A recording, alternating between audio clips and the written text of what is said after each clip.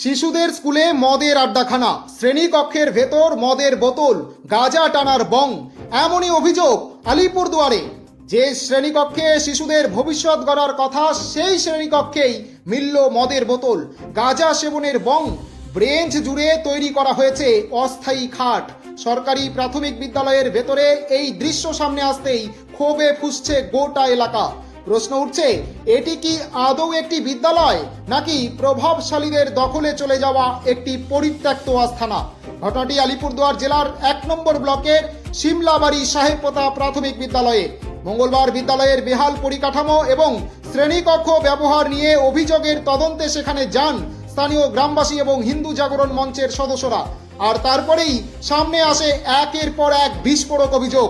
স্থানীয়দের দাবি, বিদ্যালয়ের প্রথম শ্রেণীর একটি কক্ষ রাস্তা নির্মাণকারী একটি ঠিকাদারি সংস্থার হাতে কার্যত তুলে দেওয়া হয়েছে।